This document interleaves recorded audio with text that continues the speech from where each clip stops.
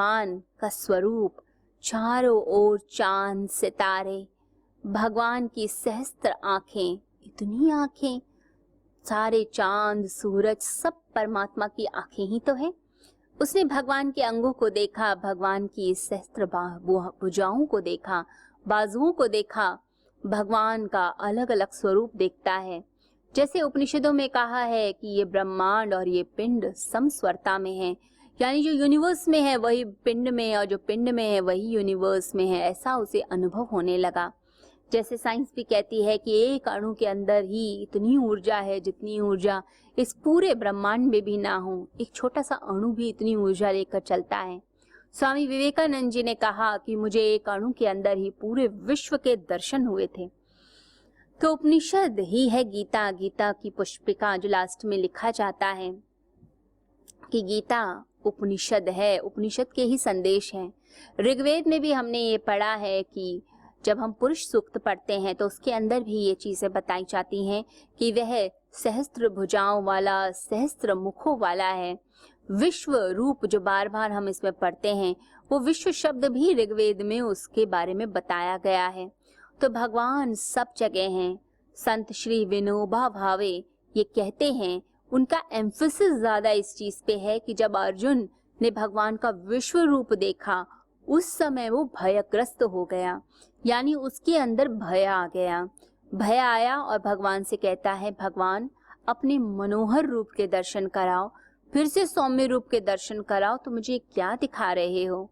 जैसे कोई दूर कोई तारा हो। अब वो कोई दूर तारा जो है वो जब पास आ जाए और अग्नि का बिल्कुल एक गोला बन जाए, उसको देखकर जो मनुष्य की हालत होती है बिल्कुल वैसी ही हालत अर्जुन की हो गई। अर्जुन अंदर ही अंदर डर गया, भगवान को स्वीकार नहीं कर पाया विकराल रूप में। उसने बड़े प्रेमवश प्रार्थना तो की थी कि तुम्हारा समग्र रूप देखना चाहता हूँ, सारा रूप देखना चाहता हूँ, चाहे अच्छा है बुरा है मुझे दिखा दो। भगवान ने सारा रूप दिखाया। यहाँ पर विराट रूप की चर्चा हुई है। अब भगवान के विराट रूप और सूक्ष्म रूप में डिफरेंस क्या होता है? जैसे हम एक बड़ी साइज की फोटो देखते हैं, उसी की छोटी बना दी जाए, एक बड़ा फ्रेम और एक छोटा फ्रेम, तो डिफरेंस क्या है? पिक्चर तो सेम है, उसी व्यक्ति की पिक्चर बड़े फ्रेम में लगी हुई है और उसी की छोटे में। ऐसे ही जब हम अल्फाबेट्स लिखते हैं तो हमने ए लिखा बड़ा और फिर हम उसको छोटा ए भी लिख सकते हैं, तो ए सेम, अक्षर सेम है। उसी प्रकार से सागर में जो जल है उसकी एक बूंद निकाल लीजिए, उस एक बूंद के स्वाद से पूरे सागर का पता चल जाता है।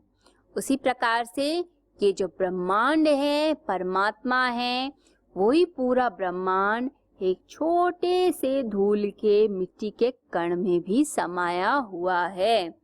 तो विराट हो या सूक्ष्म सब सेम है। तो संत श्री विनोबा भावे क्या कह रहे हैं कि विश्व रूप दर्शन का मतलब है परमात्मा का जो दर्शन है वह एक छोटे से धूल के कण में भी यदि मनुष्य कर ले तो विश्व रूप दर्शन यानी कि परमात्मा के दर्शन उसे हो जाते हैं।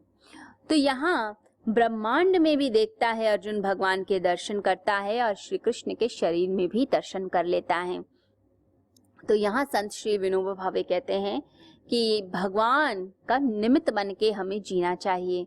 निमित्त ये समझते हुए कि सारा संसार किसी नियम से चल रहा है, कोई नियम इसे चला रहा है, कोई शक्ति इसे चला रही है। कि जहाँ जा रहा है, जिस लक्ष्य की तरफ भी जा रहा है, वो लक्ष्य भी परमात्मा ही जानते हैं। तो हम क्या कर सकते हैं? हम समर्पण कर सकते हैं, हम अपने आप को पूरी तरह उनके चरणों में डाल सकते हैं और डालकर भगवान से प्रार्थना कर सकते हैं। तो प्रार्थना ये कि तुम हमेशा अपने पास ही रखना परमात्मा। तो इस प्रकार से जब मनुष्य करता है, अपने आप को पूरी तरह निमित्त बना लेता है, तो उसका जीवन ही सार्थक होता है। श्री अरविंद कहते हैं कि ये जो अध्याय है ये अपने आप में अद्भुत है। जैसे बताया गया कि इसे दो भाग में डिवाइड किया जा सकता है, विकराल और सौम्य रूप। विकराल जो शुरू में बताया गया है 1 to 34 में, और उसके बाद बताया गया है 35 से लेके कि भगवान का सौम्य रूप क्या होता है। तो श्री अरविंद कहते हैं कि गीता एक समस्या को उठाती है कि इतनी बड़ी भीषणता, इतना विकराल, इतना संहार, इतना विनाश कहाँ से आया। तो उसका समाधान गीता करती है। गीता विश्व रूप दर्शन से करती है। अर्जुन को भगवान के दर्शन होते हैं। तो अर्जुन ने क्या देखा? अर्जुन ने देखा कि देवों के देव महादेव भगवान सबका संहार कर रहे हैं, सबका भक्षण कर रहे हैं। किस चीज के लिए? नए सृजन के लिए कर रहे हैं। भगवान सबका विनाश कर रहे हैं। वे रुद्र हैं, वो सबका नाश करते हैं। परंतु जो दुर्बल मनुष्य होता है वो भगवान का सौम्य रूप ही देखना चाहता है, वो विकराल रूप देखना ही नहीं चाहता। कौन देखेगा भगवान का विकराल रूप? तो ये याद रखिए, गीता एक चीज बताती है, जब तक विनाश नहीं होगा प्रगति नहीं होगी। तो विनाश प्रगति की पहली सीढ़ी होता है, ये याद रखिएगा। दूसरी बात, जब तक हम अपनी निम्नतर सुकृतियों को, जो हमने चीजें बनाई हैं, उनका नाश नहीं करेंगे, तब तक हम महत्तर यानी बेस्ट की तरफ अपनी लाइफ में नहीं चल सकते हैं। तो हमें बेस्ट की तरफ जब चलना है, उसके लिए हमने अपनी बेकार की चीजें छोड़नी है। अगर कोई चित्रकार, कोई पेंटर अपनी पेंटिंग्स जो उसने बचपन में बनाई उनको हटाएगा नहीं और अपनी तरक्की नहीं करेगा, तब तक वो आगे कैसे जाएगा? ऐसे ही जब तक फल वृक्ष से नीचे नहीं गिर जाते और उनके बीज उस फल से निकल नहीं जाते और बीज भी जब तक गल के अंकुरित नहीं हो जाते, तब तक ये हम नहीं कह सकते कि आगे प्रगति हुई। पुरानी चीज समाप्त होती है और नई चीज बनती चली जाती है। तो भगवान का जो विकराल रूप है, ये समझ लीजिए कि अर्जुन वो सब देखने के बाद कहता है, हे परमेश्वर, मैं आपके इस विकराल रूप को मैंने देखा जिसे किसी ने भी नहीं देखा आज तक। मैंने ऐसी चीज के दर्शन कर लिए। हे परमात्मा, अब मैं देखना नहीं चाहता, मैं भयभीत हो गया हूँ। ये विकराल रूप मुझसे सहा नहीं जाता, मैं भयभीत हूँ, मैं कांप रहा हूँ। आप वो रूप दिखाइए जो पिता पुत्र को दिखाता है, जो मित्र मित्र को दिखाता है, जो प्रियतम अपनी प्रेयसी को दिखाता है। ऐसा प्यारा मनोहर रूप देखना चाहता है। हमें हमेशा याद रखें कि जब भी कोई भीषणता, कोई विकराल, कोई भी ऐसे भयावह रूप होता है, उसके पीछे हमेशा एक प्यारा सा सत्य छुपा होता है। वो सत्य छुपा हुआ होता है जो हमें प्रोत्साहित करता है, आश्वासन देता है, जिंदगी जीने की प्रेरणा देता है। कोई एक कारण हमेशा पीछे ऐसे छुपा हुआ है इस जगत के, जो जगत के इस हृदय को अंदर से आंदोलित करता है, हर्ष देता है, अंदर से प्रफुल्लता देता है। जब हम माँ काली का रूप देखते हैं तो बाहर से भयावह है, लेकिन अंदर से तो वो माँ है। तो भगवान जब भी विनाश करते हैं तो ये मत समझ लीजिए कि वो बुरा रूप है, वो आपको एक नवीनता की तरफ लेके जा रहा है। जब भी कुछ खत्म होगा तभी कोई नई चीज का जन्म होगा। जब तक मृत्यु नहीं होती तब तक एक नया जन्म, एक नया शरीर नहीं प्राप्त होता है।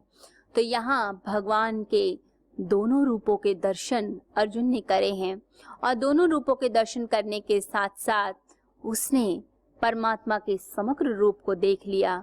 तो अर्जुन का जीवन तो धन्य ही हो गया।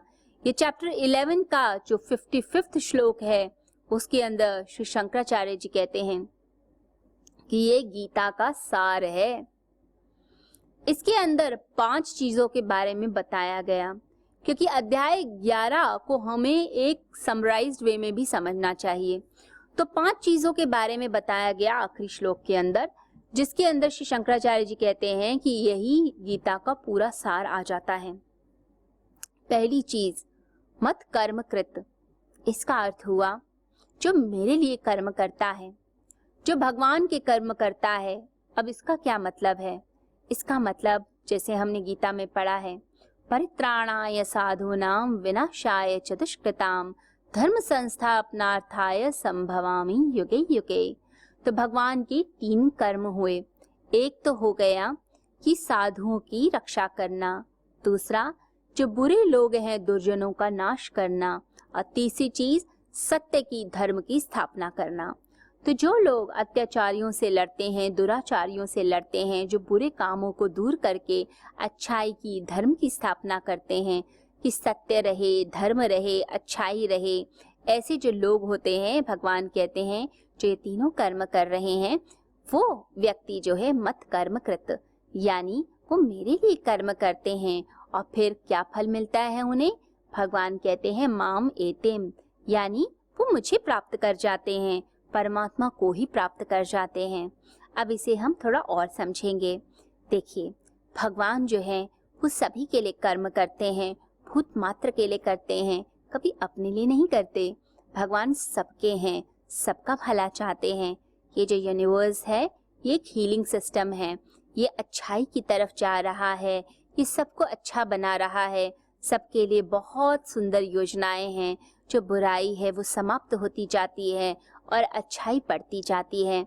तो भगवान भूत मात्र के लिए काम करते हैं, स्वार्थ नहीं है। इसी प्रकार से जो व्यक्ति स्वार्थ बुद्धि छोड़कर परार्थ बुद्धि ग्रहण करता है, जो दूसरों का भला करता है, अपने लिए कुछ नहीं रखता, निष्काम भाव से जीवन जीता है, ऐसा व्यक्ति भगवान कहते हैं माम एतेम, मुझे प्राप्त कर जाता है। दूसरी चीज हम यहाँ जो समझेंगे वो है मत परमः, यानी जिसका परम लक्ष्य परमात्मा है। लोगों का लक्ष्य क्या है? बड़ा घर हो, बहुत सारे पैसे हों, बहुत सारी चीजें हों, ये उनका लक्ष्य है। तो जो सुख सुविधाएं चाहते हैं, जो भोग चाहते हैं, जो जीवन में चीजें, लग्जरी, कुछ भी जो भी उनके माइंड में है, वो सब भौतिक सुख चाहते हैं। तो वो सारे सुख प्राप्त करने वाला जो मनुष्य है वो कभी परमात्मा को प्राप्त नहीं करता। वो किसको प्राप्त करता है? वो उन्हीं सुख सुविधाओं को ही प्राप्त कर लेता है। भगवान कहते हैं जो मुझे ही परम लक्ष्य मानता है कि सबसे बड़ा लाभ क्या है, मेरे लिए मेरे भगवान नहीं छूटने चाहिए। मेरे को नुकसान होता है, हो जाए, मेरी बुराई होती है, हो जाए, मुझे कुछ मिले ना मिले, चाहे मैं फेल हो जाऊं संसार में, लेकिन मेरे भगवान ना छूटे, क्योंकि भगवान ही मेरी सबसे बड़ी सक्सेस है, परम लाभ है मेरा। तो ऐसा व्यक्ति परमात्मा को पाता है माम एतेम। तीसरी चीज मद भक्तः, जो मेरा भक्त है, जो से सेवा करना चाहता है। लोग सेवा में भी मेवा चाहते हैं। थोड़ी सी गुरुद्वारे में सेवा करी, मंदिर में सेवा की, क्यों? क्योंकि पुण्य मिल जाए, पुण्य मिल जाएगा तो हमें आगे लाभ मिलेगा, हमारे ये काम बन जाएंगे, हमारे बेटे को एडमिशन मिल जाएगा, बेटी की शादी हो जाएगी। ये सारे लोगों के अंदर एक स्वार्थ है। जो निस्वार्थ भाव से करता है, यानी परमात्मा ही उसके लिए सब कुछ, परमात्मा की भक्ति, तो भगवान कहते हैं माम एतेम, मुझे प्राप्त करता है। चौथी चीज, जो सबके लिए कार्य करेगा, संग वर्जितः, और संग का त्याग कर देता है, यानी कर्म करो और फल का त्याग कर दो, फल का संग नहीं। गीता का मुख्य उपदेश क्या है? निस्संगिता, यानी संग का वर्जित कर देना, संग को हटा देना, फलों का संग नहीं, फल उठाकर परमात्मा को ही अर्पित कर देना। तो श्री तिलक कहते हैं कि भक्ति का अर्थ ये नहीं है कि हम बैठ के सिर्फ राम राम जपें। भक्ति का अर्थ है उत्कृष्ट भक्ति करते हुए निष्काम कर्म करो और संग का त्याग कर दो। तो संग हमने त्याग दिया, यानी कि छोड़ दिया।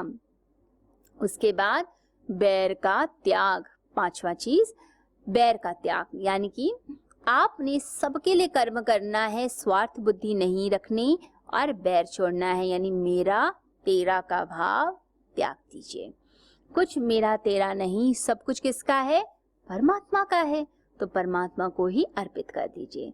सब कुछ परमात्मा का, बस वही है मेरे लिए। तो ये पांचों चीजें आपस में जुड़ी हुई हैं।